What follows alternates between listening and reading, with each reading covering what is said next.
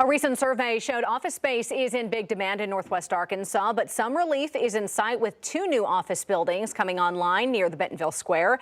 Lance Turner, editor of Arkansas Business, joins us now. Lance, thanks for being here today. Thank you. So probably the most eye-catching of these new properties is the Ledger just south of the square on Main Street, right? That's right. Yeah, it's hard to imagine a more enigmatic building for Bentonville than the Ledger, which is a six-story, 230,000 square foot building by Fayetteville architect Marlon Blackwell.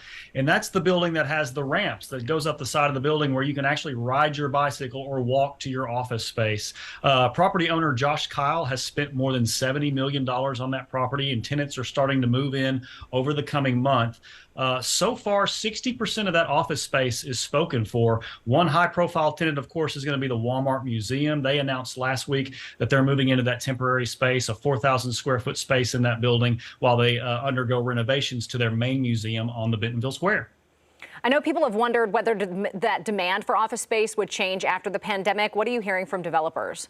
Well, Marshall Savers oversees the management of the Ledger, and he tells us that mainly offices and companies are thinking differently about office space. Employees are coming back to the office, but they're wanting to have different, more flexible types of spaces, and the Ledger is offering that. There's a mix of traditional space, think about cubicles, conference rooms, but also co-working space. You can go rent a desk if you are a remote worker. You could rent a desk in that building, but also a more flexible space to just serve a variety of different needs. And that's what businesses are really thinking about, is less square footage in some cases, but nicer places, nicer, more flexible spaces that that a hybrid worker perhaps would come to meet other employees or to bring a client in these communal areas. So it's a little differently than just the boxes and the cubicles that we've been used to. And I know there's more activity on the north side of the square called the Piloton Building.